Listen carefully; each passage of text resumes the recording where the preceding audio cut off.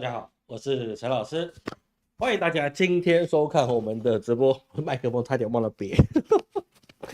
好，那我们这个礼拜啊，其实发生的事情也是蛮多的哦。其实，在下半年啊，很多事情啊，真的是诡谲莫测哦。请各位，这是一定要务必谨慎。记得老师给各位的提醒，就是呢，一定要怎么样呢？一定要准备现金。第二个，买好保险。第三个呢，学习你的社会性技能。记得我们的师资班、八字师资班一直都开始的，还没有报的，有兴趣学习的，来跟我们一起学习啊。这个对以后啊，是会有帮助的啊。因为现在 AI 能够取代的东西啊很多，但是老师的技术，是不容易取代的啊。看起来好像很简单，但是呢，它其实也没那么简单。看起来很简单，其实一点也不容易，好不好？大概就这样讲了。大家晚安好，David 晚安好，玉化晚安好。来好，那我们今天啊，最主要我们先讲一个主要重大的事情啊，我们其他就先不说了。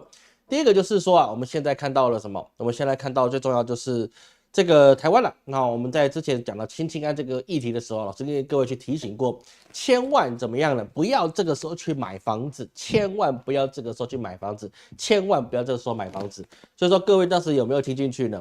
那到现在啊，我们现在已经8月25号了，但是啊，我们现在也发现啊，其实很多在5月份他要开始贷款的人，到现在他贷不下来了啊？为什么呢？因为就贷不下来吧，因为央行就请那些银行去喝咖啡啊，聊聊是非。那这个是非一聊啊，问题就特别多，而导致啊，现在有一些朋友啊，他这个就没办法把款贷下来，没办法贷款，那就变成是说不是完全贷不下来了啊，这也没那么夸张。老师有去咨询过一些房仲的贵客啊，还有一些做盖房子的一些朋友啊，他们的意思是说啊，不是贷不下来，而是说啊，你可能就是条件就没那么好。第一个就是说，你房贷可能它的利率比较高，如果你是跟他往来很久的话，那碍于是说过去往来的状况很不错，他有可能是给你说，利率高一点，还是让你过。那第二个问题就是在于是说，他本来可能可以贷个多少，贷个8成啊，85成、8成。那现在他可能要你自备款准备到什么6成到65成，那么他一样给你贷下来。但是呢，你临时你要去找个几百万去补这个洞，容不容易呢？就不容易。所以说很多朋友都以为是说他现在是不是再也不能贷？不是哈，银行他还是可以给你贷款。但是呢，你就是要多补个几百万，那跑不掉的东西，你多补进去了，那他们就说，这个是优质客户，你出得起钱的，那他跟央行也好交代。所以说，优质客户当然是可以让你去贷款的。比如说我们的柯老先生，他真的去买1元的豪宅，那他的贷下来的概率是比较高的，因为他有资产，他本身有资产，他是个很好的客户，对不对？你也不用担心他还不起这个1元贷款，因为他把房子卖掉了，然后再去买他新的，那其实加上他自己的存款，其实还是够的。所以你说柯老先生这样会不会说他是不是？你当一个医生啊，夫妻医生啊，然后你去买个1元豪宅，你是不是有贪污？那老师跟各位讲，2个都是医生，他干了30年以上，买1元的豪宅呢是可以有这个能力的。那因为他的位阶是很高，他又不是他也不是什么路边小诊所的院长嘛，对不对？他台大的，是不是？所以说啊，按照他们，他又是外科医生，外科医生的收入都是比较高的。所以说啊，工作30年然后加上一些投资理财啊，你是说加上他有一些的小小的产业那到现在他可以到1元的豪宅，他不能买断，他还是要贷款的。那他可不可以买得到？我相信他是买得到的。但是其他人不是这样，因为新青安大部分的意思就是给7年贷款。那有人说老师，那我不新青安就没事了吧？不用，那个不管你是不是新青安，现在都很困难啊，没有那么容易的事情。但是呢，银行也不是傻瓜，他说有钱可以赚，但是央行不让我们赚，那怎么办呢？就要你去往信贷的方法去申请贷款，信贷就是信用贷款嘛，对不对？利率高8%以上，是不是啊？8%以上的一个利率，那当然就是可以给你贷，要去补这个坑。所以说啊，各位你要去发现一件事情啊，他给你这个坑啊，其实老师个人认为了，我做梦到的了，我不能说是谁讲的，好吧？我就说我做梦到的，就很简单一件意思就是怎么样呢？你房贷贷不下来没关系，你再跟我信贷，因为我赚你2%不够，赚3%也好像有点多，但是呢风险要可控，对不对？最好是你早点还我钱。那么信贷就是5年，信贷大概都最长就5年嘛，有没有更长的我不知道啊，我没有见过那么长的信贷。那么你就要付高利息，两边都有高利息。各位你要去知道，房贷它的利息，就像老师上个礼拜跟各位讲啊，老师以前的贵客给老师的教育，就是说啊，它是一次把你所有债务去计利息来给你去付的。那你只付息不付本金，那你息是不是还是要付，对不对？那么你再去付你的信用贷款的本金加利息，那么你是不是就要付两边的利息？本来你付一次利息可以，再付两边的利息，因为它两边是分开计算的。那么在这个状况之下，一边又是比较高的利息，而且你必须要怎么样呢？5年之内你必须要把本利摊还回去。所以到最后就变成是说，你扛的东西是你要变成你要扛个两倍以上的自备款，你才能够去买这个房子。那么真的有人都扛得住吗？没有，因为怎么样呢？这个新青安这个事情啊，老师跟各位过去说过。他当时在办的时候是有一点过热的状况，所以你去申请都会过。那么老师也是听过有一些风声，还有那个老师的贵客给老师一些案例啊，就是有些人他可能月薪才38000，他也跑去买房子，但是他一开始就去申请，比如说他年初的时候就申请，所以就很好过，你知道吗？他就很好过。那现在有没有赚？他也没办法赚，因为你不能换手嘛。所以就变成是说呢，你现在就去做这件事情的时候，你没有办法去回头来你要去做的时候，你就没有办法这么容易的去搞这些。有些人的信用就不是很好，他可能就38000、4万多块，你去买个1000多万的房子，那这个真的是有一点点超过了啊。当然，他家里也给他头期款，所以看起来好像没有问题，因为他也跟老师讲一样的话嘛。那个老师你不要这样想啊，我1个月的利息啊才1万、1万2、1万3。对不对？那我租房子要租了1万5、1万6，那我不如把租房子的钱拿来付这个利息，那房子还是我的，5年之后我就把它卖掉，我还可以再多赚一笔。大家都天下的套路都是一样的，所以现在就变成什么？限贷令就变成是银行排队拨款，说是排队拨款啦，其实各位这只是话术。什么叫排队拨款？就是我慢慢排队，轮到你的时候我再拨。那么这意思就怎么样呢？拖到你拖不下去的时候，那我就不拨了。对不对？你拖不下去，你违约了，或是你的信贷一些缴不出来了，或者你贷不下来了，那你是不是这个约就没有了？钱谁拿走？钱当然是建商拿走，对不对？钱他头期款拿走了，是不是？那建商就拿走了，那后来谁有得到益处吗？很简单，意思就是把你的钱搬给了建商，然后呢，他就一样，他也把房子卖给别人而已嘛，空手套白狼，就这么简单一件事情。再来就是他们就是要暂停房贷收件。对了，房贷收件暂停是好事啊，我老师必须说，我们的央行是有在做事的，因为你再继续让它新青安继续下去很多人说他会把银行的钱借空，不到借空了，没有到这么严重的状况了，但是它流水一定会受到限制，毕竟你一次这么大笔出去，你要慢慢的收回来，流水，银行它自己的流水是有一定的承载的一个状态，不是说银行它跟央行再去拿钱来运作就可以了那也是有它的极限在，90%，好像93%来92%吧，反正银行有7%的杠杆嘛，但是你也不能一直降下去啊，所以它还是要一定的流水，所以说它就变成暂停收房贷件，那你后面要买房子的你也买不到，那后面的人买不到，那请问一下，你现在持有的房子的人，你想换手有没有这个可能？当然，你现在卖也不能卖你刚刚买的房子，这个是老师是知道，但是这样的状况会持续多久呢？这个限贷令不会只持续半年吧，对不对？你到后面你必须等这个前面的雷爆完了，你至少也等个半年1年，这一批的雷都爆完了，爆完之后你才会限贷令可能才慢慢的才会出来，为什么？因为这个泡泡是必须要吹破的。我们央行其实还是蛮专业的，说真的，老师觉得我们的央行可能不会比美国联准会差到哪里去这个老师对我们的央行是很有信心的，只是他为了我们的政府的政策，他不得不做这件事情的时候，他至少有时间去把它力挽狂澜。但是既得利益者是谁？还是讲一句话，是建商，因为他房子盖他不怕没人买，你知道吗？因为大家都已经有被洗脑，就是说我们一定要有房子有土是有财，6栋房子跟6块鸡，你选哪一个？对不对？我都不选，反正我也不嫁人，对不对？所以这就变成降低成数、调低利率这些事情都要去做。所以在这个状况之下，无论4月买、5月买或者6月买的，通常都比较难，就是当他贷款贷下来，那还是有过的。因为老师有一些贵客他没感觉，为什么？因为他的信用太好了，他的资产太多了，他的定存就已经几千万了。所以你说他就买个房子，你银行会给他刁难什么吗？他在银行里面定存都已经是8位数了，几千万的定存了。他买房子过个水而已，然后他就帮小孩多买一间，他的贷款那是一定过，那个没有什么清不清安的问题，而且利息一定是低的。为什么？你家的资产大，说不是每一个人都贷不下来，但是就是你有钱的人，你一定都贷得下来，你没钱的人，你很难就降下来。那么这个事情会影响到什么状况呢？就想到我们刚才讲过一件事情，就是说你房子交易变少了，那么你就急着去出租，你不可能租低过于你自己的成本。这个大部分的房东都是这么想的。我记得1个月如果我要付了1万8的贷款，那么我至少要卖给你卖给你，至少要租你2万2，对不对？因为里面还有税金上的问题，还有我修缮成本的问题，还有我多少要赚一点所费，不然我当房东是怎样？我赔了头期款，然后再给你住那个便宜的吗？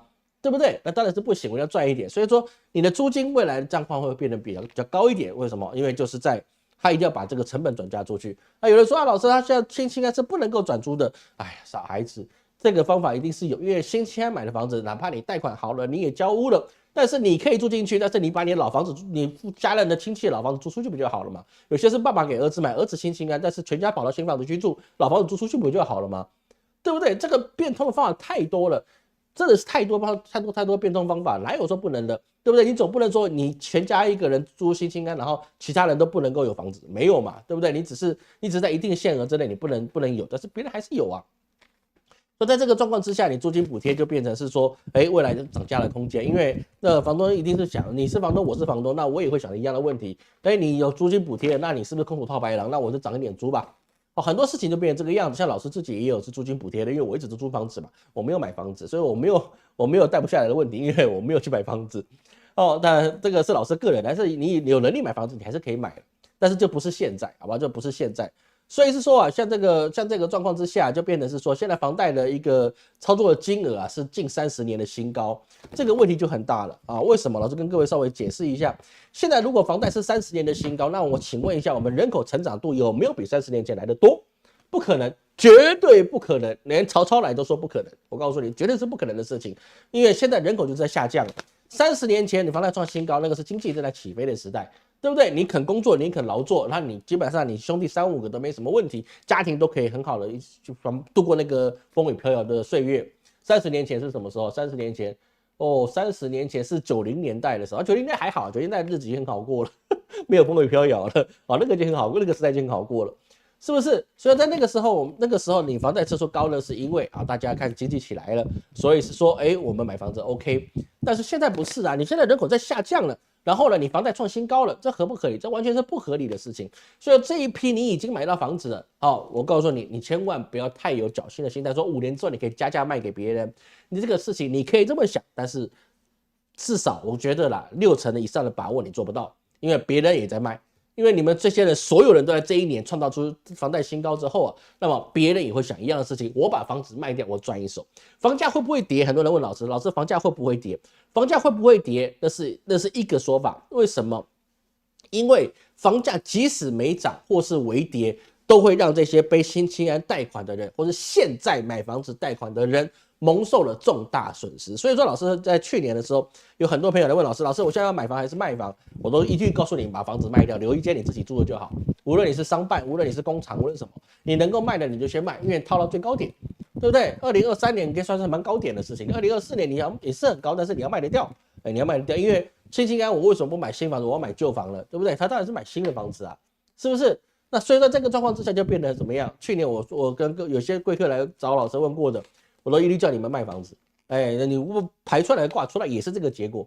为什么？因为你不卖不行，你不卖你未来很难卖，又包含是说你有可能是厂办或者是其他东西，你就变得很不好卖，因为经济在下行，你要怎么去卖呢？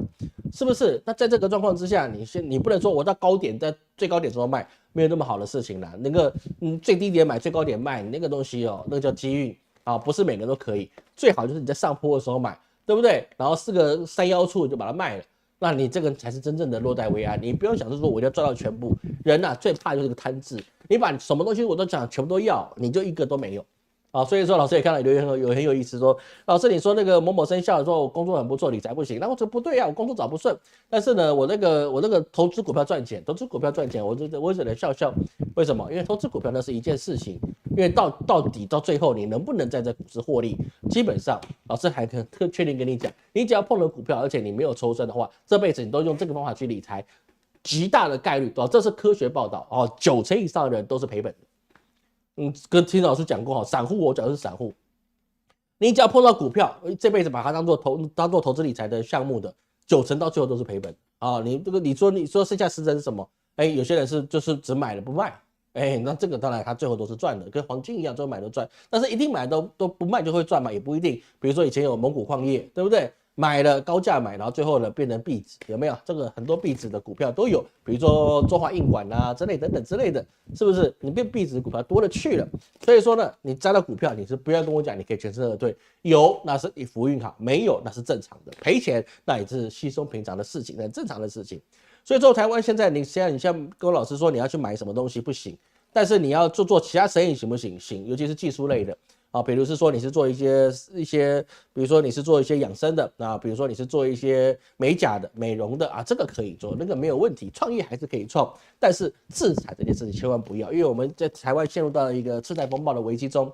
老师之前讲次贷风暴的时候，很多人老师说你不懂，台湾没有次贷风暴。你说现在现在整个这个财经节目，谁不讲台湾现在面临到次贷风暴，对不对？就很多人其实不是只有老师知道，很多人都知道，但是不敢讲，为什么？政策是这个样子。所以现在这个台湾遇到的问题是很多的。那第二个问题是什么呢？台湾也遇到这个问题是什么？比如说我们最近前两天啊，那有那个黑悟空哦，大陆出来那个黑悟空，对不对？黑神话悟空哦，他那个全球好评很高的，但是他为什么没有全部都好评呢？因为他的政治不正确，因为里面怎么会没有黑人呢？对不对？里面怎么没有没有女性，没有什么应该算什么没有女权主义的也在那边给他去拉扣分，但是呢好像没有办法可以成功。但是问题是在哪里呢？问题是在于是说。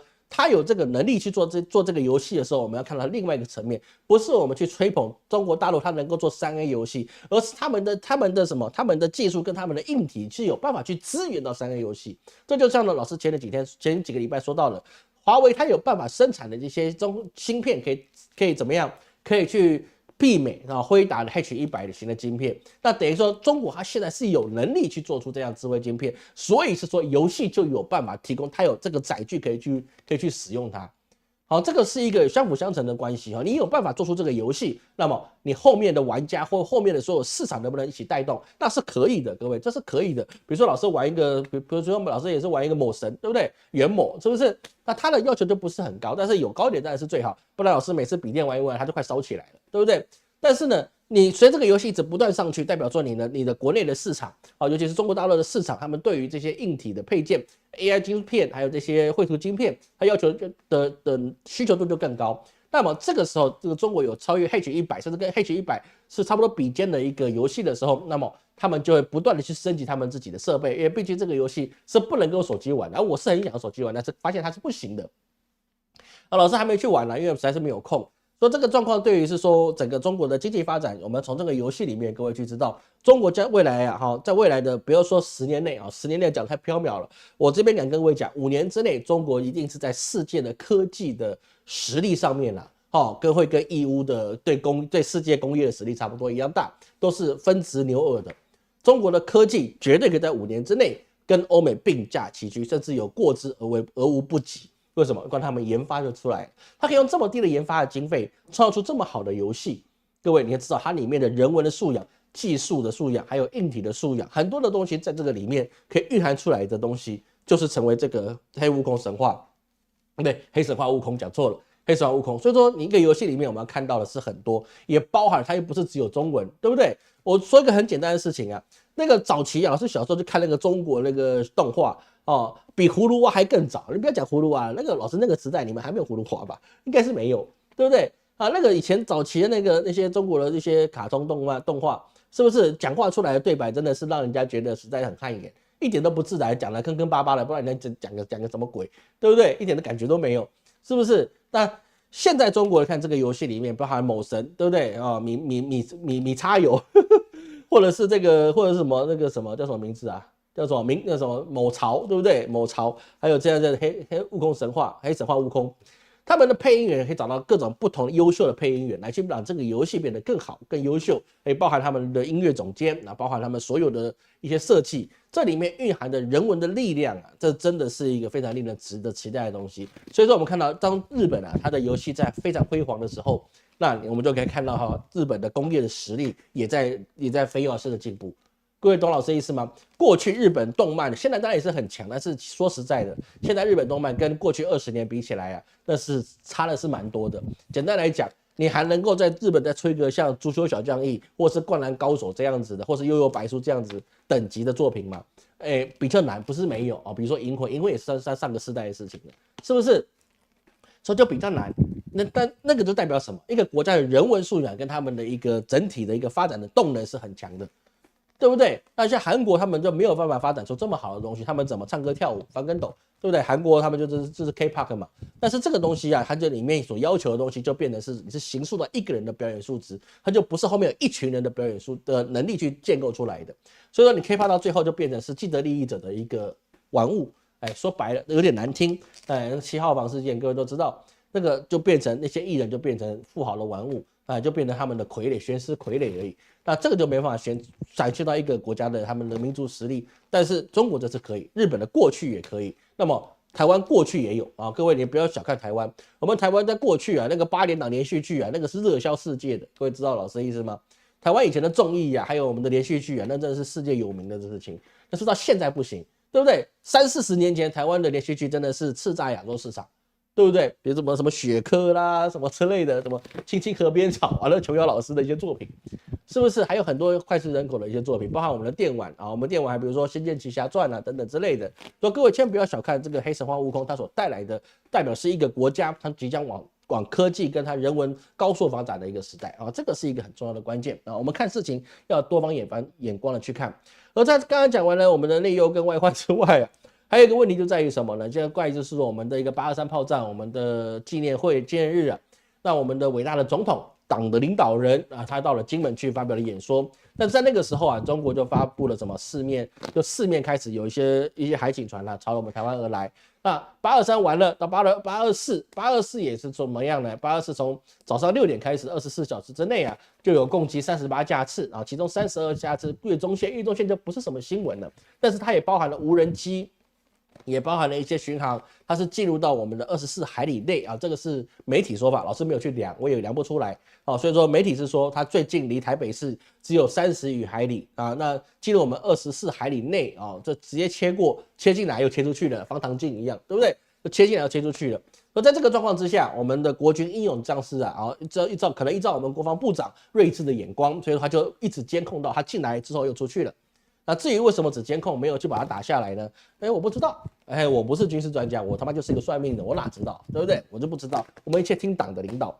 那等于是说这个东西我们要去理解是说怎么样呢？我们无力反击，但是对方一直不断的进逼，到24海里之内，对方的无人机都来了，而且你还打不下来，那么下一次它会更加的近，再下一次会更加的近。当有一天进出我们中华民国所有港口的船只，所有的飞机都必须先跟中华人民共和国的单位去汇报，是说我有某某货轮要进入高雄港，我有某某货轮要进入基隆港，我有某某的货轮啊，我要去通过台湾海峡，或是我某某的一个飞机啊，我要飞抵了中正机场，现在中正机场嘛，现在没中正机场，现在在桃园机场，对不对？那在那个时候，那我们就完完全全被它内陆化。所以说，你说要这个事情严不严重？严重在于是说，它包围我们那么近，我们还驱离不了的时候，那么以后它把我们四面都变成它的领海的时候，那么我们插翅都难飞。不是我们插翅难飞，我们某一些，好，不要乱讲话，就是有一些人你就出不去了啊，你就被瓮中捉鳖了，对不对？那就很糟了啊。我们当然是出得去了，我们平头老百姓嘛，对不对？要查也查不到我头上来。是不是？我不要被偷家就不错了，我还怕别人来查我哦。所以这个状况就非常危险。说台湾现在包含到了德国台积电啊，在德国已经开始动土去做他们的一个德积电啊，日本有日积电，美国有美积电。所以说我们台湾所有的一切东西在海外都已经最重要的东西在海外开枝散叶，那对我们有没有好处呢？没有好处，为什么？因为台积电并不是我们中华民国的产业，台积电有71%的股权，那是洋人的，那是外国人的，我们台积电是外资产业。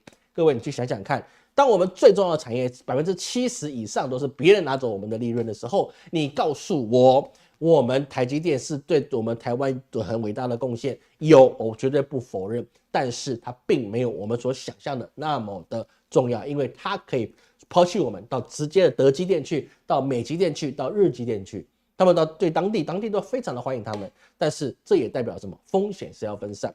所以在台湾的过程之中啊，很多人在美国的学者他就说台湾要有细盾，细盾是什么呢？就是在中国来讲叫龟盾啊，就是他们念龟，我们念细。OK，anyway。这个就变成什么？我们有半导体，所以中国它就绝对不会是说为了半导体，然后呢不敢攻台湾啊，这个是没有这回事的。为什么？因为打仗谁跟你去管你家的公司好不好，对不对？他打进来就是他的了。我说白了，胜者为王了，对不对？我打进来我就是我的，我怕你干什么？难道你要把台积电给炸了吗？你炸了没关系啊，人家现在中国的芯片供应的那些烂大街的晶片，它是占有全世界60%的市场。但高阶晶片，人家可以做到5奈米了那离你3奈米、1奈米，虽然还有很遥远的距离，但是也没那么遥远啊，因为毕竟英特尔自己也不行了。所以说呢，这个世界上你需要尖端晶片的一个产业是不多的，而中国它需要就是绘图晶片，它现在也就有这个实力了。那么请问你台积电？难道你自己把自己炸了吗？不会，台积电绝对不会把自己炸了。说细对这个东西是怎么样呢？一村人就是说，那某一个民主政党会跟中国讲是说，你千万不要来打台湾，你打台湾我就把台积电给炸了。民主政党可能就会这么干，他也不是没干过，对不对？台北大轰炸谁干的？这历史各位可以去了解一下。所以在这个很多事情啊，我们就发现是说，整个世界的环境开始做了很大的变迁，它从很小的地方可以看到。而在这个东西啊，我们就继续讲下去哈，这个我们中途就不休息了哈。那这地方我们就发现其实中美之间他们有发现了很多的变化，比如是说什么呢？在老师去到中国啊，我忘了很多地方我都看过，包含什么地方呢？杭州吧，杭州也有吧，还是哪里的？我都忘了，苏州啊哪里都有啊。比如他们中国有很多沃尔玛，对不对？沃尔玛，那沃尔玛它现在怎么样呢？它现在出清了京东啊，就是中国那个京东卖东西的京东，它的股权去换现金。代表说他要撤出了中国，那这个东西代表什么呢？这个东西代表说，有人就说，代表什么？代表是说那个中国现在经济非常萧条，所以说沃尔玛他要赶快弃手，然后赶快撤资回去，然后赚钱就赶快跑掉，对不对？那这个是一个说法，但是另外一个说法，我们就要看到一件事情，就是沃尔玛他出去了京东的股权换现金。当然，第一点他一定认为是说京东对他来讲的利益没有这么大。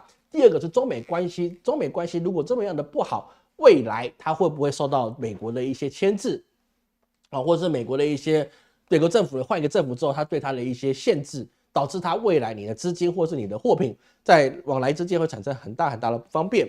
那这个当然也是他的考量。所以说呢，我们发现现在在美国对中国之间它未来比如说像那个特朗普，还有我们的一个贺锦丽这两个党，民主共和党他们都是一个态度是怎么样的？未来无论谁当选，对中国都要采取加税，而对川普来讲，他更厉害了，他要对全世界加税，因为对他来讲，美国优先是正常的。你们想要赚美国人的钱，那美国人要先赚到你的钱，你才能赚我的钱呢。我没有赚到你的钱，你怎么可以赚我的钱呢？对不对？那在这个状况之下，我们就一直看到历史不断的重来，就是什么呢？大清朝就是这样来的，对不对？大清朝的康熙也就是这样来的，对不对？你要跟我做生意，我不愿意，你不要来，是不是？你干嘛来干嘛呢？是不是？你有的我也有，你没有的我也有，我才是天朝。所以美国现在陷入了一个天朝的一个思维，对全世界准备开始形成了这样子的一个贸易关税的壁垒，而在历史上。从来没有一个国家是因为关税壁垒导致他们国家从衰败中走到复兴，从复兴走到辉煌，没有，这个是没有的。老师有问过一些经济的专业人士，他可能一些博士们他懒得回答我，因为我问他一下有没有这回事，他们讲是目前是没有大概给老师很多的建议，所以这个就是不行。而在中国本身自己就没有问题嘛？当然还是有的。比如说，中国许多电动车的一个企业发布了2024年上半年的财报比如说包含小鹏汽车领跑汽车、北汽、蓝谷等车企他们业绩都是大旺业绩整个都不断的往上升，但是呢，利润没有往上升为什么？因为内卷嘛，对，卷来卷去，卷到你疯掉。是不是？你卖便宜，我卖更便宜；你卖便宜，那我就做更好，然后卖跟你一样价格，对不对？我用性价比来跟你去拼。中国很喜欢称那个性价比，台湾说 CP 值，是不是？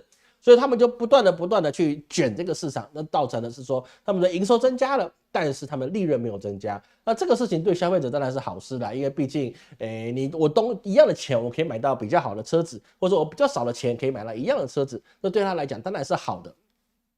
而《华尔街日报》就另外一种看法了。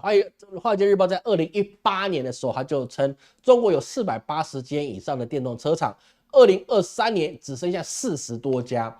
其中有很多的一些这个电动车的厂家，车子还没有生产出来，然后他的公司就倒了。这有没有这个状况？当然是有的一个产业，它在一个不断的在酝酿过程之中就像鲨鱼的妈妈的肚子里也是一样。为什么？因为所有鲨鱼都必须在妈妈的子宫里面先去屠杀一阵，就一个人可以胜出的那个人他就有了市场，这个是很正常。所以说，以美国的观点来看，你480家到最后存下来只有1/10不到，那中国的经济是有问题的。这个看法就不是很理想，因为毕竟他们是在内卷，不断的内卷出来。而这样内卷对于中国有没有什么好处呢？对消费者有好处，对政府也有好处。因为什么？因为汰旧换新，或是这个让什么良币去驱除劣币，那一些不好的车厂他们没办法研发出来的，那他们的车就不会在市面上出现。各位要去知道汽车这个东西啊，无论在过去或现在或将来，它你卖得好，它是什么？它是一个有价值的东西，因为在中国嘛，啊，你要有房又有车嘛，对不对？但是呢，车子卖不好的时候，比如说类似像日本的丰田，或是特斯拉啊，或者像中国的很多的汽车，你卖不掉的时候，你就停在港口里面停了几百辆、上千辆都有。比如说中国很多汽车在德国，在欧洲了，不是说德国，在欧洲就很多停在那边，然后变成什么，直接放那边放着啊，你可能放个2-3年，你这个车子要再卖也不容易了。那么在这个状况之下，我们就发现是说，那其他的东西就变得是，你现在如果没有把它卷起来，那么你日后很多事情你是不容易去做的。好，你日后很多事情是不容易去做的。那么在这个状况之下，就是车企的东西，它必须还得经过一些残杀，到最后才会有人真正能够活下来。那你说现在活下来，你说小米他做的汽车，他还没有活下来？没有，小米还在亏本。为什么？因为他做的车，他据说很好，但是他没有他想象的这么好啊。他可能我家的吸尘器是用小米的了，但是车子的我就不知道了。金玲老师就说啊，我一定是小米的股东，对不对？什么吸尘器啦、洗衣机啦、冰箱啦，然后有扫地机器人啦，怎么都是用小米的。没错，我手机也是小米，是没错，我是小米股东，没有他的股票我也买不起。但是呢，他做汽车我就有点怀疑了啊。汽车如果我在中国要买的话，我可能会买华为的。那个小米的我可能有点不太敢，有点小害怕。所以在这个状况之下，它有盈利没有获利，就变成是说他们会有一些压力的成长。而在这个状况之下，我们刚才虽然讲到这个黑神话悟空它非常的辉煌，但是我们也必须要去注意到中国的失业率是攀升的。那这个在我们前2年的直播里面就讲过了，中国每天1000万以上的大学生出来，但是这么多大学生，你有没有这么多的岗位去做吗？绝对是没有的。为什么？因为现在社会已经到了一个很稳定的一个现代化社会了。说白了，中国现在是现代化社会。就变成很多大学毕业生呢，他们被迫从事的是低薪的工作啊，还有一些依靠父母养老的一些台湾叫啃老族。那呢，中国现在多了一个新的一个说法，叫什么呢？叫做烂尾娃。娃养到最后没有成才，对不对？就摆那边家里啃老，又找不到工作。还有听过有一些那个短视频还解说他们是一个全职子女。为什么叫全职子女呢？就是爷爷奶奶有退休金，爸爸妈妈有退休金，对不对？每一个人出个1500块人民币，加起来他一个月有6000块人民币的收入。他负责什么？负责打扫家里，负责去陪爷爷奶奶看医生，负责陪爸爸妈妈聊天，然后一个月有6000块薪水，而且你还不用付房租，对不对？房租谁出的？当然是老爸老妈出的，是不是？吃饭要不要钱？要钱，但是呢，菜钱谁出的？当然是爷爷奶奶出的。为什么？因为你要吃饭嘛，我可以帮你煮饭，对不对？我还可以陪你看医生，那菜钱你不会叫我出吧？是不是？就变成是说，他6000块拿的是实拿的，你知道吗？我靠，在开玩笑。这个远比你可能在外面领薪水你1万人民币还要来得赚。为什么？住家里吃东西不付钱，对不对？你只要负责煮就可以，还不付钱，而且还不会有人为难你。你能为难你把东西摔了跺脚，爷爷奶奶还怕你，对，你还没有惯老板，是不是？老板还怕你。所以这个东西也是变得蛮有趣的一个事情。说这个烂尾娃这个问题啊，其实老师还跟各位讲，烂尾娃不是问题，问题就在于是说。这老师的问题，为什么？因为我们在中国老师的视频没有火，我就没法告诉更多人是说，你必须找你的第2社会性专长，你不要相信你自己的大学的专业是多强，大学专业老师相信你很强，哪怕你是清华北大都是一样，或是你是什么齐齐哈尔大学也都一样，我相信你在大学一定是学有专攻的东西，但是我们需要的，我们这世界必须要运作，人类的社会之所以能够维持，那是因为什么？那是因为我们对别人有用，我们对别人有用，我们才有收入。但是你读了专业，你想说我去上班，然后我就可以领薪水，那你对谁有用？不对，你在问老板能够给你多少薪水，你没有问说我能够提供你老板什么？有人说我提供老板什么，但是老板也没有给我多薪水啊。那对，那就反过来看，那你家创业也可以，你要自己当一个独立户也可以。那么请问你带给你客户什么东西？对不对？你给客户多少价值，你就得到多少现金嘛。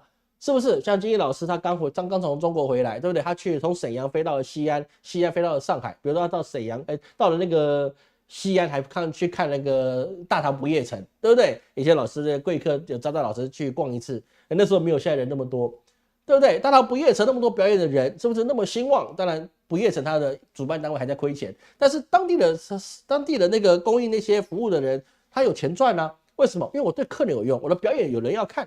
那么是不是就有用，对不对？所以说赶快来报老师的师资班，以后你就有，以后你就有什么？你就有你可以对别人有用。那当然了，这个也是一个方法，但是老师还是跟各位去讲，在中国，在美国，在任何的地方，你都必须先对别人有用，你才能够彰显你自我的价值。如果你对别人没有用，你就说我这是学富五车，那没有用处的东西，你知道吗？学富五车很重要的东西是在考古，考古或是做研究员，那个是学富五车该做的事情。要研究光刻机，研究那些细晶圆，那个是对学有所有专攻的东西。但是能做那个行业人不多嘛。是不是像考古的这个东西，你去挖那个什么兵马俑，你一辈子铁饭碗，对不对？秦始皇他才活30几年，是不是？秦王他才活了执政30几年，对不对？他的留下来的一些工作，可以让人家照顾人家3000年，是不是？因为他就可以一直去让别人去考他的古，挖他的坟，对不对？那这个事情就一直可以延伸下去。那但是你耐得住那个职业嘛？你耐不住，你不想做，你想发大财，那么很简单，你对别人多少用处，你就发多大的财；你对别人没用处，那你就对不起，你卖你的时间，卖你的劳力，对不对？你就赚那个时薪。但是你对别人有用处，是不是？那别人就付很多钱给你，对不对？是这样子嘛？是不是？所以这个事情是很重要的，所以说当这个事情没有办法解决之前呢，中国会面临到一个劳力的一个混乱，还有你就业率上的一个混乱。而在这个状况之下，中美之间他们也是有一些新的想法，比如是说，现在苹果在中国并不是那么好卖了，也包含是说它有些禁令产生了，所以说现在苹果它的业绩受到很大的影响。那么在这个状况之下，苹果就把高阶 i16的组装厂跑到印度去组装了。那中国制造现在变成印度制造，那这个事情可不可以达成呢？我相信这个是可以达成的，但是毕竟我们要知道一件事情，苹果如果现在已经不是世界的一个主流的手机，因为毕竟中国人多嘛，对不对？那么你现在跑到印度去，那你也没办法培植给印度太好的一个结果。为什么？因为印度只要去帮你装过1次、装过2次、装过3次，他就自己来搞了。所以未来我们可以理解一件事是什么呢？印度未来可能自己要出手机。他想在这个世界上争取的一席之地，那印度这出来研发不出来，可以啦，你帮苹果组装3-5年，你就可以研发出来了啊！科技就是这样来的。很多人说啊，中国你就是一直拷贝别人，一直拷贝别人。我告诉你啊，真正拷贝别人的山寨始祖是什么？是日本，日本帝国，它是什么？它是拷贝别人出来的。2战之后，他就是负责去怎么样呢？去做那些 copy 的一些山寨，或者拷贝谁的？拷贝那些舶来品的，拷贝美国的，拷贝欧洲的。那复制啊山寨久了之后就变成日本制造，就变得很精良。台湾也是一样，台湾也是山寨货，对不对？以前那个彗星撞地球不是有个桥段吗？什么日本做，什么美国做，什么欧洲做的，全部是台湾做的。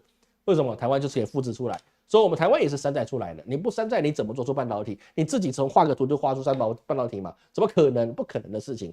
所以说，你现在包含了无论哪个国家，任何文明都是叠床架屋起来的，这个是很正常的事情。那印度也是可以做这件事情。但是印度人就变得比较特别一个地方了，什么地方呢？这个地方啊，我们就不休息，我们继续下去哈。老师今天快断气了。我们这个问题在哪里呢？就在于这个印度的总理莫迪，他跑到了一个乌克兰去啊，他怎么样呢？他试图去在这个世界上争有一席之地。为什么？因为莫迪这次选的实在太难看，对不对？那加上他选那么难看，代表说他在国内的政治是并没有太好的一个一言堂的基础，他没有办法去靠一个人的魄力啊。去支配整个印度，因为过去他可以，但是现在他不行，因为我们这几年都有谈到农民工的抗议，还有他换币的一些抗议，这个事情导致他呢，现在别人反对他的几率是有的，也包含他的怎么样呢？他去针对的他们国内的一些穆斯林群众做一些血腥镇压，这个是真的是有这件事情啊。各位这里有兴趣的话，可以上网谷歌或是百度一下这些消息，这都是公开的消息，这没有什么。那么在这个状况之下呢，莫迪他国内得不到什么好处。那么国外他也要走到一席之地，但是上次我们看到了那个 G7 的会议里面呢，大家是没有什么特别想要理莫迪的事情，因为谁知道你下一次还是不是总理呢？我先跟你谈那么多有用吗？是不是大家开始怀疑这件事情？就像全世界并没有很多人去在意拜登现在身体好不好，为什么？因为他好不好已经没有差了，贺锦丽接受了，那么你拜登好不好那是你的事情，你就算明天嗝屁了，那贺锦丽直接当总统，然后他可能还可以直接延续下一任总统，那对于世界各国来讲，那是最好的结果。对，讲话讲很难听，但是实际上是这样。拜登最好是明天他就驾鹤西归去见上帝了。为什么？因为贺锦丽直接从副总统变成总统，然后以总统之尊再去竞选连任。那这样状况之下，就可以确保是说，所有盟国跟国际上的利益者，他们都可以延续他们过去的一个模式，不用再去怎么样，再去押宝，对不对？那当然是最好的。所以现在拜登如果他现在死掉，是全世界人都开心，就他自己不开心，对不对？就这样子的事情。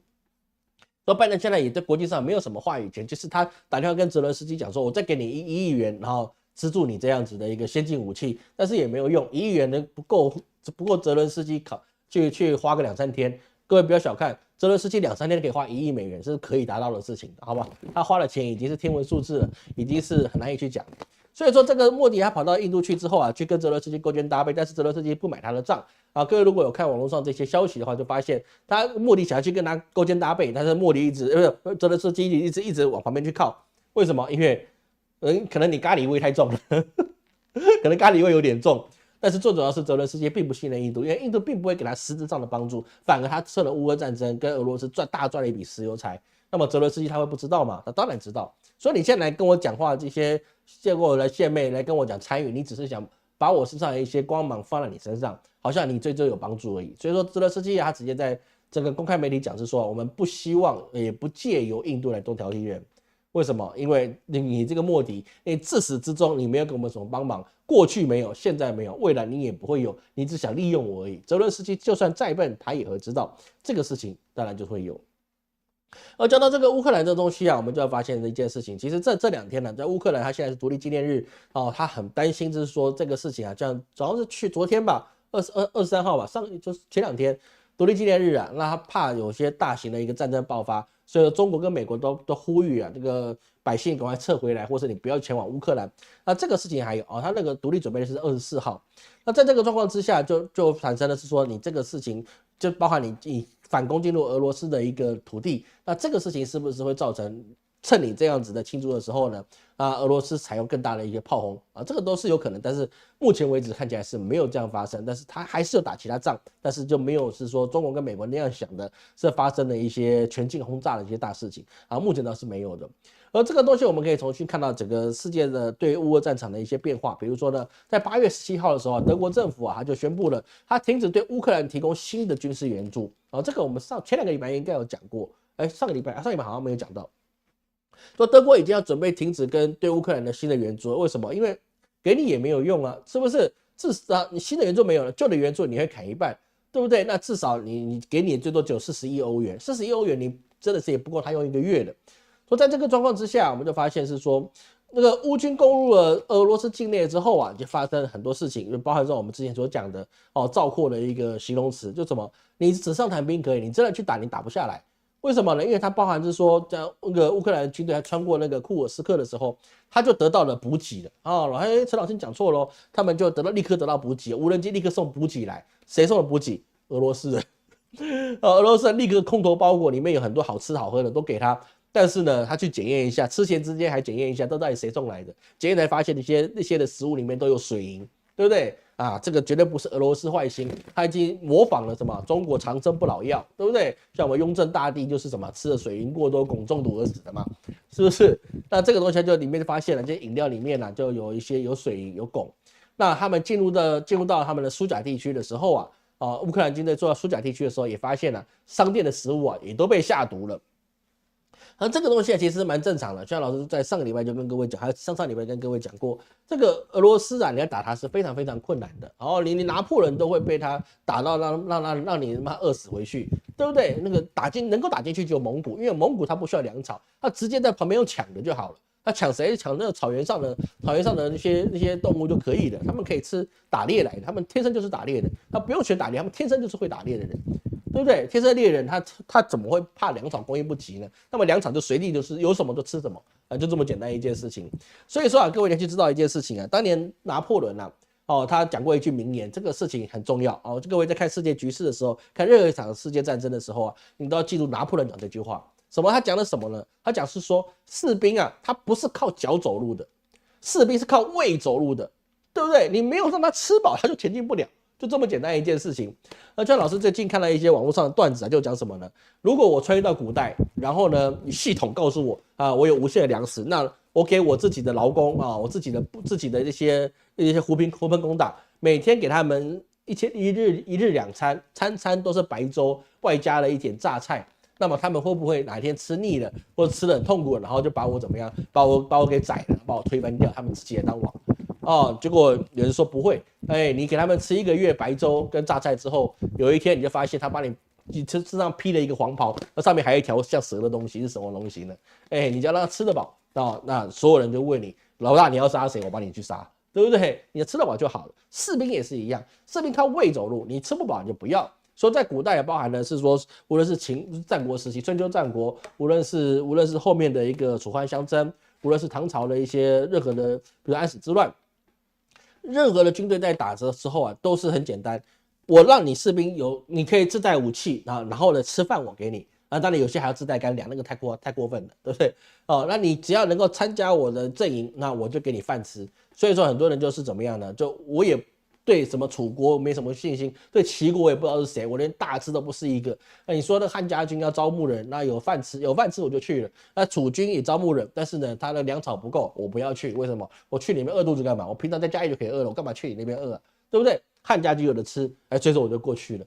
所以说为什么楚汉相争汉会赢，那是因为那个汉朝的萧何很厉害，他的后勤补给很好，对不对？他在蜀汉的地方做得很好，所以他的后勤补给不断的上来，包含那个刘邦也是把那个秦朝的粮仓也把它关中王把它聚住起来了，所以他就有粮草，所以他打楚军的时候，他耗死他就可以了，我就把你耗死就可以了。包含后来你的那个韩信也打到了齐国，齐国又产了粮米，所以他们就有粮。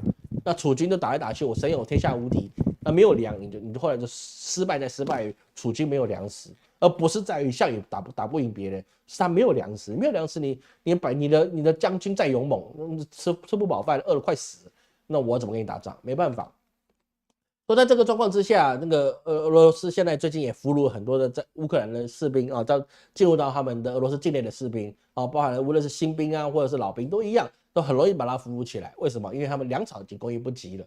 很多的新兵过去，他们连拿枪、连瞄准的训练都没有。那当然，他也不知道怎么开枪，也不敢去杀俄罗斯人。那最后直接投降。那这种士兵对俄罗斯来讲就最讨厌的。为什么？因为你投降，我就得养你。按照国际战争法，对不对？投降的战俘，你不能够杀他，你必须还好吃好喝的，给他一个战俘，让他有一定的水准，让他去生活。你至少也给他吃饭，你不能饿他，对不对？能够饿他的只有希特勒，希特勒已经去南极了，对不对？没有希特勒的事情。那其他你去抓到这些俘虏，你就必须按照那个国际规范，你给他硬食，对不对？投降没事。那投降他没事的，那俄罗斯就要出事的，因为我要收这个俘虏很麻烦，你不如跟我打一仗吧，对不对？你跟我打一仗，我把你干掉就没事了，那就变得不行。所以说俄罗斯他现在也是开始怎么样呢？开始不断的去做反击，反击是什么呢？他不是反击这些乌克兰的士兵进入他们的俄罗斯的领地，而是他直接去打其他的地方打其他地方，那怎么样呢？让这个什么，那乌克兰的军队直接进入到他们的俄罗斯境内，把你包围起来。你前进也前进不了，后退你也后退不行，那你的军事的能量就在那个地方，你要给他补给，你又得送新兵过去，那么其他地方的防御就变弱了。所以说现在乌克兰本土的战斗变得非常的不理想包含的是说你基辅大爆炸或是这些所有的一些攻击就变成是说它反抗力是越来越低，越来越不行。当然。难道只有乌克兰这被打的份吗？当然也没有。比如说呢，那个俄罗斯的渡轮也有被乌克兰炸掉，还有他们的一些基地也被他炸。但是呢，有可能它里面用的都是模型也有这个说法出来，但是老师不知道它炸到底是不是模型。但是呢，桥梁被炸断，那知道是事实。但是你炸断这个桥梁，那不见得得利的是乌克兰军队那也有可能是变成是俄罗斯，我就把你也跑不掉了。你把桥炸了，那当然你自己也没办法去做一些更往前推的一个事情。为什么？因为你士兵也不够，对不对？所以到最后，你深入到俄罗斯境内的这些士兵，会跟我们之前所预测的是一样，他必然是被俄罗斯给吃掉了，因为他们能够进入到俄罗斯1000多平方公里的领土，大概就是我们新北市板桥区这么大，顶多就是台北市这么大的领土。你占领台北市这么大的领土，你是个毛用说白了吧，你有本事你占领了台湾这么大的领土，那几万平方公里，对，长短200多公里，但是东城西城起来，我们有几万平方公里，对不对？讲是这样讲但是台湾占领像台湾这么大，你还可以说一点话。你占领像台北这么大的，那你这个乌克兰你真的是打不了。为什么？因为你这个模式让别人支持你的人只会寒心，因为你打回去，但是你做不到什么事情，然后呢，你又让其他地方防御变弱了，那就变得比较困难。而在这个状况之下，老师为什么会是说乌克兰会逼出了这样俄罗斯它越来越强大呢？因为现在俄罗斯它开始生产了什么多功能的无人艇这个船是现成的船，但是呢，它上面装了一些新的，比如说他把一些渔船或者是一些小型的一些商船，它这个东西可以改成无人的，就像中国它的歼6哦，它就可以变成无人的飞机是一样的哦。船是现成的，把它装上一些控制系统，它就可以变成无人的小艇、无人的快艇。那么这个快艇呢，它上面可以装了一些货物，而且它还可以变成无人机的起降平台。如果你的小艇本身就已经是无人了。那么你上面所带的东西就不需要一些人所需要用到的一些军火，比如说什么机枪啊、弹药啊，就不用了。为什么？上面就可以装无人机。无人机上面飞出去，你第一个不好找到它，第二个它打你，你把它打下来，你还亏。所以说这个东西就变得是说，俄罗斯它现在的一个军工产业要变得更加的强大，更加的进化。为什么？因为你没办法消灭俄罗斯，你越打它只能越强大。这就像什么呢？我们可以看到历史故事是这样子的，就包含了成吉思汗，他带了什么？带了最多大概15万大军哦，从他蒙古大草原浩浩荡荡往花剌子模打过去，对不对？打到后面花剌子模都被他打光了，他从他的部队从15万变成30万，变成50万，越打他越强大。为什么？因为他每打一下，他就可以得到更多能量去补给，对不对？因为人家能够建立起来这样的一个实力，所以说你不能消灭这个对方，你就不要跟他耗战，因为你一耗，这个事情你完蛋，你耗就耗不过了。说放到在以色列战场也是一样，巴勒斯坦战场也是一样，你耗他们哈马斯是耗不死的。为什么？因为他们不断可以生出异教徒，他们有不断的穆斯林兄弟可以加入，每个人都可以是哈马斯。你怎么把哈马斯歼灭？你就算把他首领全部排战，全部给他，全部把他吊到十字架上面了。对不起，下一任人进去还是哈马斯。我自称我是哈马斯，我就是哈马斯，一样的意思。像塔利班，什么是塔利班？对不对？塔利班是学徒，我任何都可以变塔利班。我没有说谁才能当塔利班，是我认为我是塔利班，我他妈就是塔利班。各位懂老师的意思吗？说在这个状况之下，俄罗斯就变得越来越强。它对海上的一些作战还有一些突袭的作用，会变得更加的强大哦。这个事情我们要去注意到这个状况哦。这个是让俄罗斯还有军工产业越来越精粹，因为无人机它跟伊朗是有关系的，所以说它获得的一个技术的支持会让俄罗斯真的是如虎添翼哦。所以说这个其实乌克兰这场仗打得很不善，因为你把俄罗斯硬生生的从2战打成了准3战的主导者，因为他有这个实力去对抗3战。如果在这个乌俄之战之前，那你俄罗斯还在沉溺于他的坦克大军跟他的核弹的强大里面而已，他其实倒没有他现在这么强。俄罗斯打到现在，他的经济越来越强，他的工业越来越强，他的军事研发也越来越强。你没有消灭他，反而把它变得越来越大。所以说，老师过去跟各位讲，前2年的时候跟各位讲，这个你打这个俄罗斯你让他，你想消耗他，你只会给他战国渠。对，郑国渠你就跟他郑国渠而已，就怎么样呢？你让他觉得他好像很虚弱，但是没有，他只要挺过就强，他挺过就强。对，这个言犹在耳，这2年的事情，相信各位都是老粉老铁都知道，老师过去都讲这件事情。而这个状况之下，你这个现在俄罗斯现在跟中国又开始更多的一些交流，比如说李强，我记得好像是接下来不久就要跑到俄罗斯去，怎么样进行了会商。那这个会商这个事情就变得很多的一个想象。这个想象当然就变成是说，就有可能中俄之间还有更多的合作空间，不一定是军事上的，但是间接军事的状况，那是一定会有这个机会的。毕竟你整个链一直往下来，从俄罗斯到中国，从中国到南海，从南海过去到亚洲、泛亚洲，包含了伊朗中东的地区，它都是一连串下去的。所以老师为什么当时是说世界会变成4大势力，俄罗斯、中国他们不会成为一个团体？因为俄罗斯他想称霸世界，中国自然他有实力称霸世界，美国我曾经拥有世界，所以我还是有一席之地。我们欧洲是自己独立的一个世界，所以未来一定变成这4个。各位从这几年，从这5年，各位有没有发现老师的预测其实是这条路是蛮正确的？所以在这个状况之下，我们要去知道一件事情从俄罗斯从乌俄之战里面，我们看到下一件事情是什么呢？下一件就是怎么样？中国的影响力现在增加了是什么？东南亚现在也在开始加入金砖热，就是说更多的人要开始加入金砖国家。所以说澜沧江那边开始举办了湄公河合作第9次外长会议，在泰国清迈那边举行。那么他们就是什么样呢？就是把澜沧江湄公河是同一条河嘛，一个上面叫澜沧江，下面叫湄公河。他们代表是说呢，这个大长江跟湄公河这一条流域啊，是6国同饮一江水，命运紧相连，是永恒良好的邻邦。那这当然是中国的想法了，但是实际上是不是其他国家也这么认为，那就不一定了。比如是说，那个越南他就可能觉得越南跟其他的国家就不见认为，为什么？因为中国你遏制了一个水源啊，有些地方你水源你去盖那个堤坝。那他们下面会受到影响，受到影响的时候，他们就觉得是说，你让我活都活不下去，我还跟你当个好朋友，当个雕啊，是不是？不可能。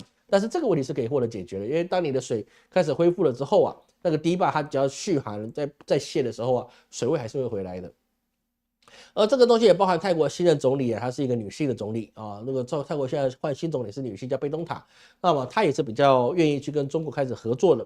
所以说我们刚刚讲到，从俄罗斯、中国到另一个南海区域啊，这些东西就变成一连串的东西。那这里面当然有金砖国家，金砖国家我们之前所说过了，金砖国家最重要的不是他们的经济体制而已，他们还要重要是在什么呀？是金砖结算系统，也就是说呢，挑战 SWIFT 的一个状况会产生。所以是说啊，现在就有人讲是说，159国是不是有可能串联起来？我们自己独立起来做一个新的结算体系，而不是只有依靠美国所制造出来这个 SWIFT， 欧美他们话事人做 SWIFT， 还有美元的结算机制。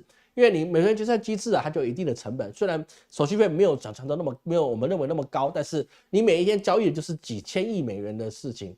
那么当然，美国都可以从这个地方赚到一些手续费。那这几千亿美元为什么这里面手续费为什么不是各国自己赚呢？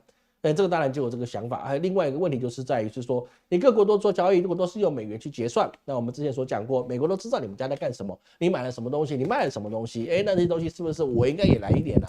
对不对？那你卖了，你有没有给我什么权利金啊？这些东西都有这些问题。所以是说啊，现在这个 SWIFT 这个东西要受到一个金砖国家的挑战，这是优先的。为什么？因为金砖国家他们的抱团的力量是比较强的。为什么？因为大部分的国家，我们要明白一件事情，欧美体系的一些种族啊，他们都以殖民的眼光看待全世界。以欧美的种族，因为美国本来就是盎格鲁人嘛，这个也很正常。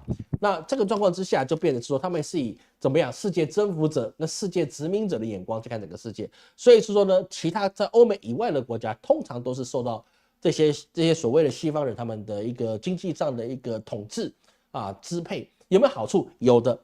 被这些欧洲人、美国人去统治，他们的好处还是有的。比如说南非，对不对？南非很多国家是受到那个英国统治、法国统治的，所以他们的整个制度跟发展跟经济条件是比较好的。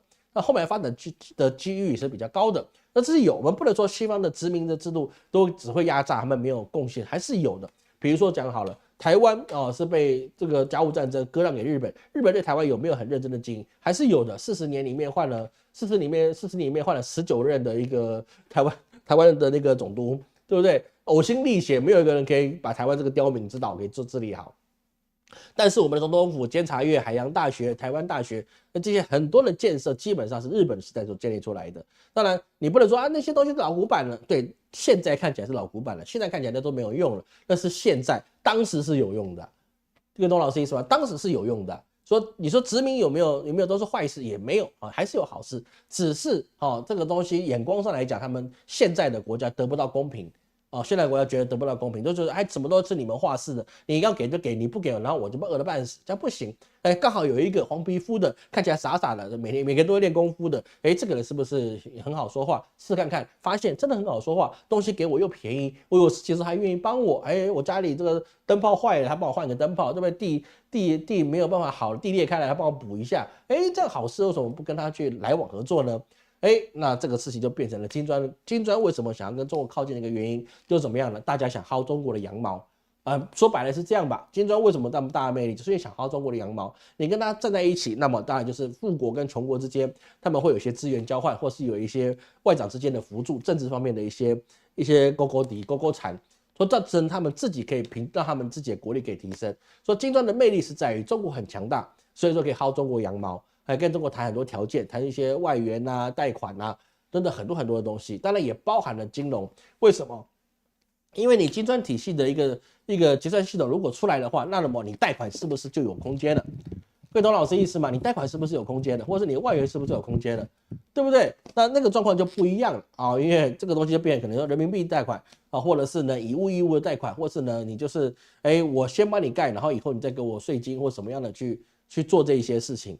对不对？像“一带一路”就是这样的一个模式，它只是变成金砖化之后，它就变成集团化，就不是由中国去主导这一切，而是我开一个地方，我知道中国知道你们就想薅我羊毛，但是我们把它体制化，我们把它制度化，我们把它变成什么规格化，所有事情呢都必须要什么有条有据，就像中国的名家一样，你必须名副其实你在干嘛。那我们做事情像法家一样，有法有据才能去干嘛，对不对？那彼此之间相处像什么？像儒家一样。对不对？我们要讲说什么忠孝仁爱信义和平嘛，没事别打仗了，好不好？我们有话好好说，对不对？说中国有我们的文化体育，那么其他国家面对其他国家的一些交往的时候，那就比较容易。但是呢，那个西洋地方比较不一样他们要么就是征服者列传，比如说中法就有100年战争，是不是？很多事情啊，就是文化的不一样，然后我们想法就不一样。所以像你跟中国人谈生意，跟印度人谈生意，你的风景就不一样。印度人就是随时随地要把你吃掉。对中国人呢，就是随时随地把你拷贝，随时把你复制过去他们自己干，对不对？都会有。但是呢，就是你要懂得民族性，那我们很多事情就变得很特殊。所以说，在这个状况之下，我们还继续下去今天老师没得休息有点超过时间，老师多讲一点不然的话我这样子有点对不起大家，给老师等候。所以说，在中东状况之下，伊朗他发现的是说什么呢？他很多事情就变成他的一个金价现在开始走高，好像这金价走高这是已经走1-2个礼拜，现在还是有震荡，没有一直好。但是呢，现在很多人开始囤金囤金的问题就是囤金币了，好吧？囤金条囤黄金了。那这个意思就是各国必须要赶快担心这个时局的变化，就开始囤了这些黄金。那这个东西当然会影响了整个市价的变化。而这个市价变化里面最主要原因是大家对于我们以色列这个问题很不放心，也包含对美国它的选举很不放心，更不放心中国会不会有台海之间的危机。所以说多囤一点黄金对大家都好，所以导致了现在黄金是有一些变化。但是呢，像那个虚拟货币老师还是跟各位讲，没事不要买我觉得虚拟货币就是一个就很简单，就是郁金花包还有冬虫夏草一样的东西，它是没有什么价值的。你什么时候是不是最后一个，你没有办法确定。今天你包里面可能有10个比特币，你觉得我就是一个千万富翁，但是呢，对不起，那是现在。有一天它如果突然变成没有的时候呢，那你就变成富翁，就是负债1000万的富翁，这个是会有的。不要去碰加密货币，老师很认真跟各位讲，因为现在加密货币随时随地都有可能被破解。老师说：“老师怎么可能的？不可能！你不懂区块链。”我不懂区块链，你懂。对，没错，我告诉你，这是会发生的事情，这是一定会发生的事情。哪一年哪一月不知道，但是你只要有它，你就没有安全的一天，对不对？那个是不行的事情。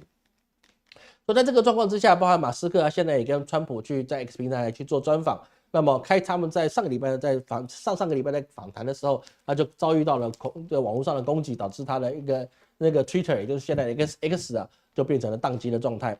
那这个事情也变成的是说，你整个世界他们对于川普的眼光到底是什么？对其他世界的眼光又是什么？这个东西是很难去讲的一件事情。而在美国这次选举这边就发生一件非常有意思的事情是什么呢？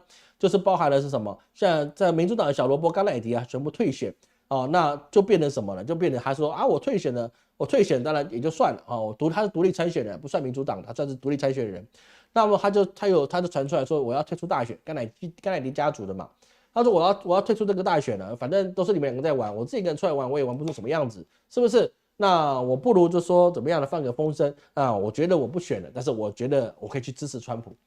这个状况之下，对整个选举扰乱的一池春水。当然，这个觉得是说，川普就觉得，这个对他来讲是很有帮助的事情。那这个事情当然对于这个小萝卜甘乃迪他这个影响发现，如果甘乃迪他说要投川普的话，或是说他退出大选的话，因为他独立参选人嘛，他不是被推荐，他自己要参选的。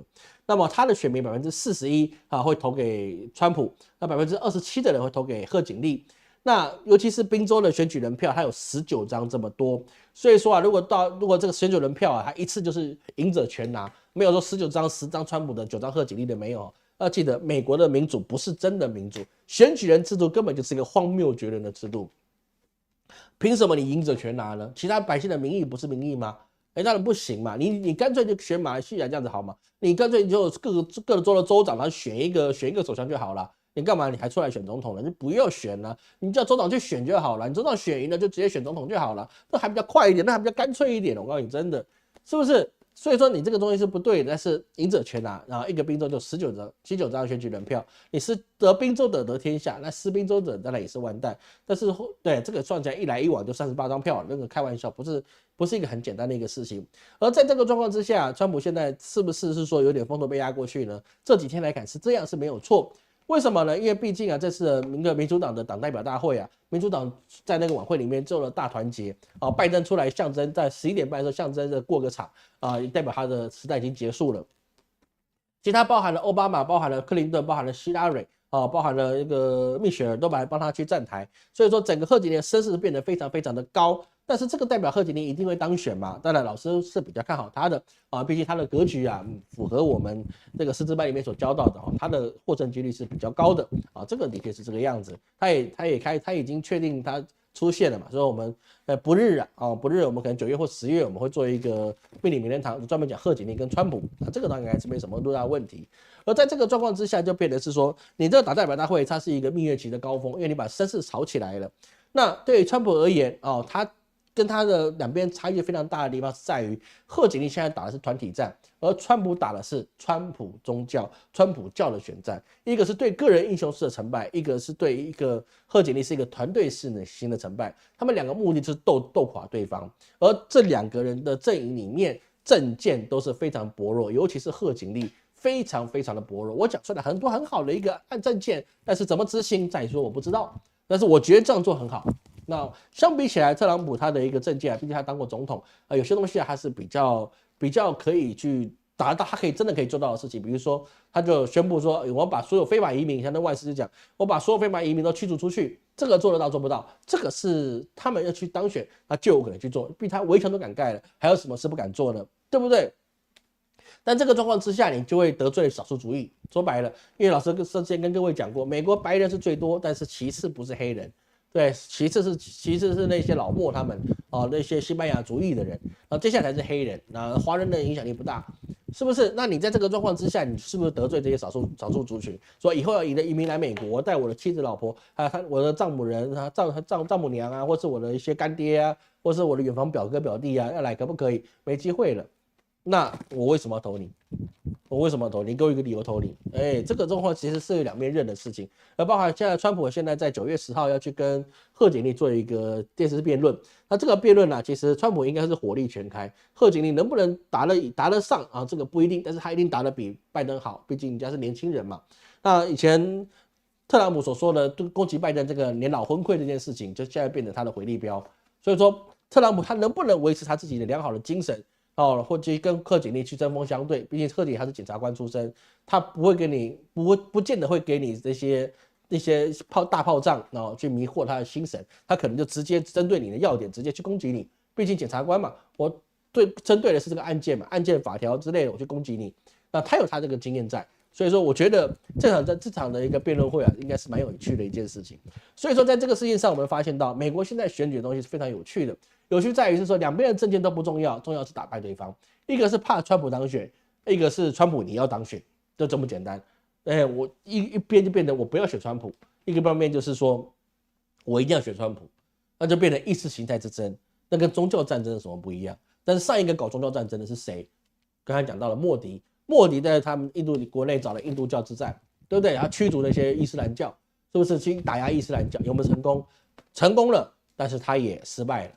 为什么？因为他政治力就没有办法去获得百姓的一些支持，对不对？这个是一个很现实的东西。那么你现在用川普宗教，包含他也讲是说，选上他之后，他以后各位就不用担心投票的问题了。我相信特朗普的意思是说，我会把所有事情都把它办完，那我也没办法选第二次了。所以说呢，你只要这次把我送上来，以后你们就不用担心要不要选我了，因为我退休了。其实很多人把它歪解他的意思，但老师知道，川普老先生的意思是，我在任内，我帮你们把所有事办完，然后我就退休了你们不用烦恼投票的问题，而不是说他要变成独裁者这个事情我们之前所谈过，但是没办法去细讲这件事情。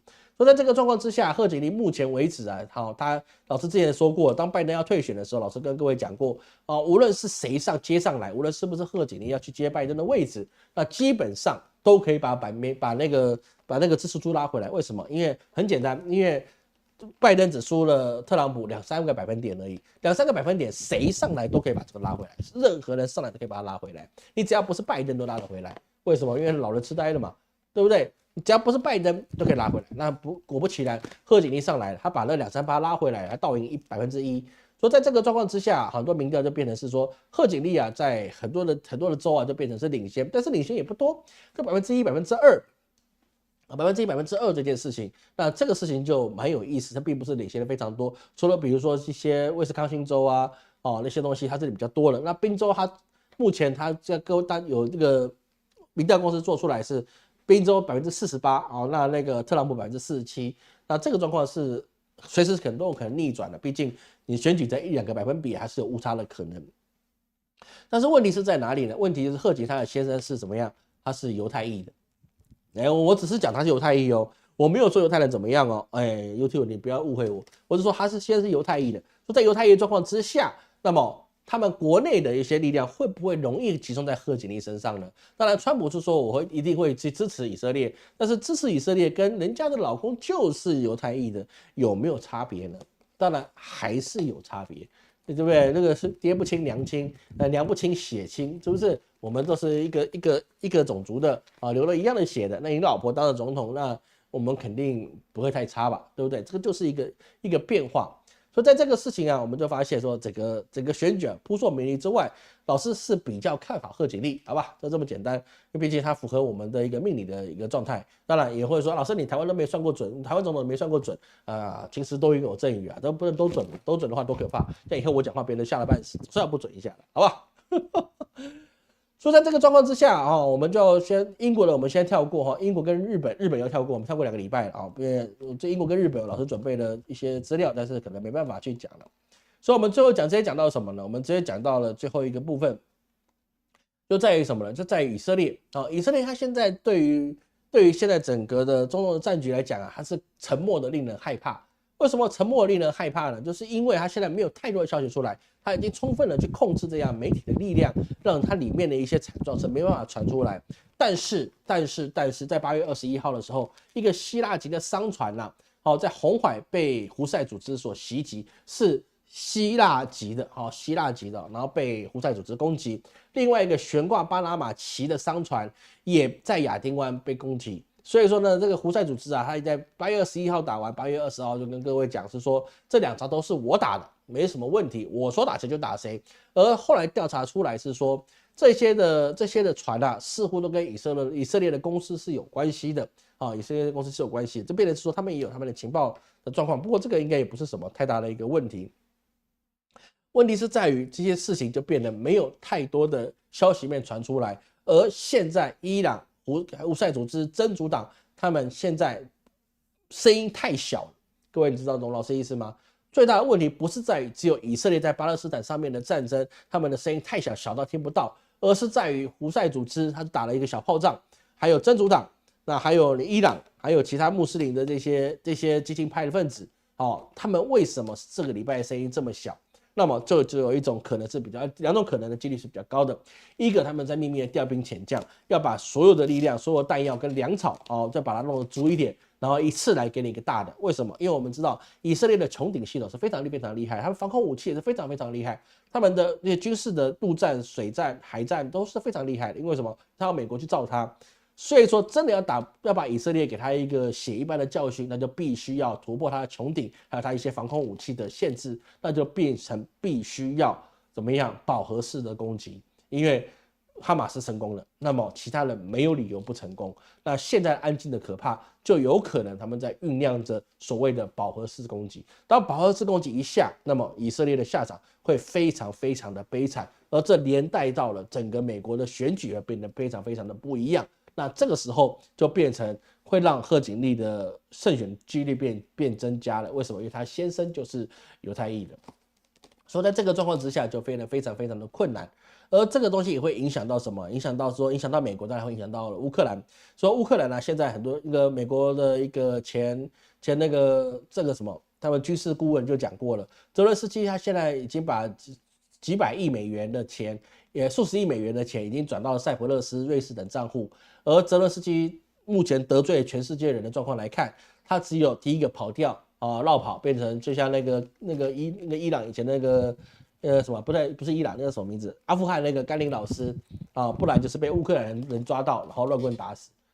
这个就是他的一个下场。那但是他是什么样呢？我觉得，跑路是跑不掉的，因为你一跑掉，后面的事情很难讲。说俄罗斯应该是不会让他跑了，因为你跑了很多事情就不好处理了。而回到这个红海的问题啊，胡塞组织他既然能够去炸这个船，他就能够去有其他的火力在支援的时候，那么第二个可能就是他们已经在跟以色列去协商。